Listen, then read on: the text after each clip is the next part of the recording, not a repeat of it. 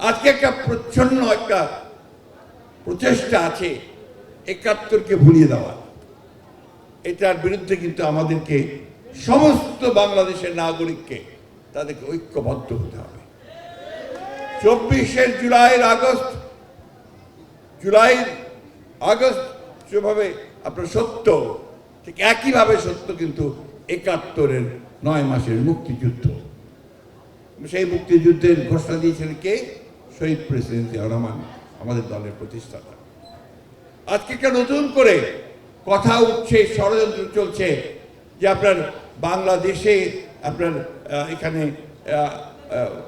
এক ধরনের উগ্রবাদ মাথা চালা দিয়ে উঠছে। এই উগ্রবাদকে মাথা চালা দিয়ে উঠতে দেওয়া যাবে না বন্ধুগণ। তাহলে আমাদের বাংলাদেশের যে আত্মা, যে সোল, সেই অস্তিত্ব আমাদের রক্ষা পাবে না। এই কথাটা আমাদের সবাইকে মনে রাখতে হবে। আমি কথাটা আজকে এই জন্য আরো বেশি করে বলছি যে এইখানে আপনাদের সকলকে বিভক্তি বিভাজনের রাজনীতি কেউ করবেন না। অতীতে যা হয়েছে হয়েছে।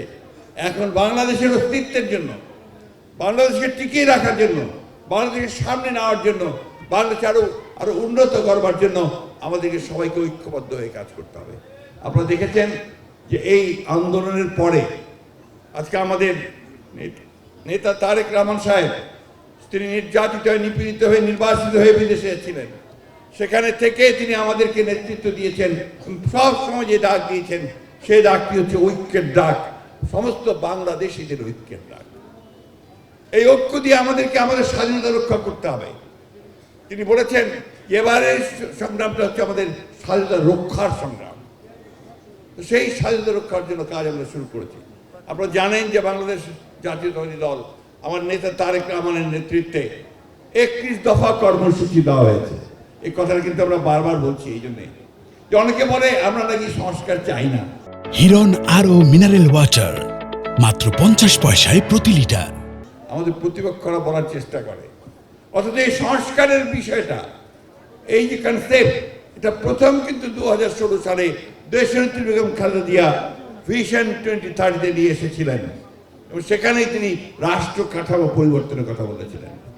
তারপরে আমরা সমস্ত অন্যান্য দলগুলোর সঙ্গে আলোচনা করে আমাদের নেতা যারা তারেক রহমান সাহেব, তার নেতৃত্বে, তার নির্দেশে আমরা ৩১ দফা কর্মসূচি জাতির সামনে উত্থাপন করেছি এবং সেই ৩১ দফা নিয়ে আমরা গ্রামে গঞ্জে তার নির্দেশে ছুটে গিয়েছি। বন্ধুগণ, আজকে যদি এই জন্মাষ্টমীকে স্মরণ করা সার্থক হবে তখনই যে সত্যিকার অর্থেই বাংলাদেশে আমরা একটা আইনের শাসন প্রতিষ্ঠা করতে পারি, যদি আমরা গণতন্ত্র প্রতিষ্ঠা করতে পারি, যদি আমরা মানুষের অধিকারগুলোকে পছন্দ করতে পারি, ন্যায় বিচার, সাম্য এবং সকলের প্রতি সুবিচার যদি আমরা প্রতিষ্ঠা করতে পারি, এটাই হচ্ছে আমাদের সবচেয়ে বড় কাজ হবে ভবিষ্যতে। আমরা জানি বাংলাদেশের শুধু নয়, এই পাক ভারতের উপমহাদেশে সব সময় আপনার এই সাম্প্রদায়িকতাকে একটা অস্ত্র বানানোর চেষ্টা করা হয় রাজনৈতিক কারণে। সেখান থেকে উঠে আসতে হবে আমাদেরকে সেখান থেকে সকলকে উঠে এসে সকল সম্প্রদায়কে এক করে আমার এই দেশ ও মাতৃকাকে আমাকে ভালোবাসতে হবে, তাকে নিয়েই আমাকে সামনের দিকে এগিয়ে যেতে হবে। বন্ধুগণ, সবসময় মনে রাখতে হবে এই দেশটা আমার।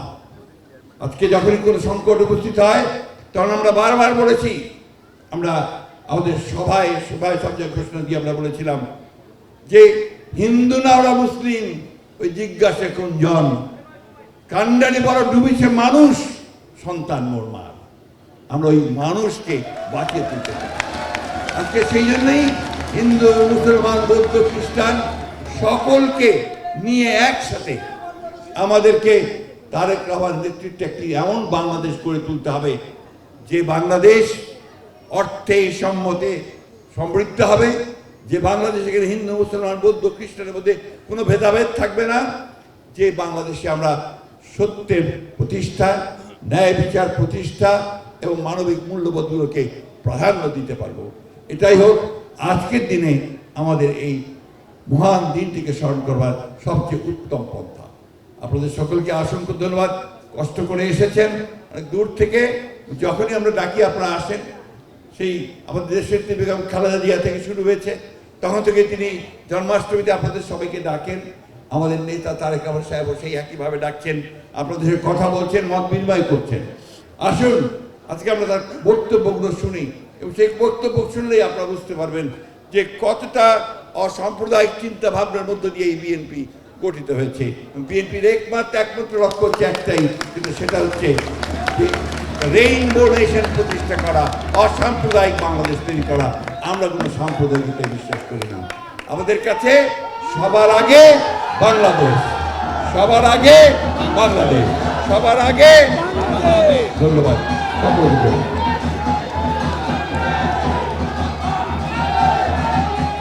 সুধীবৃন্দ, যার প্রত্যয়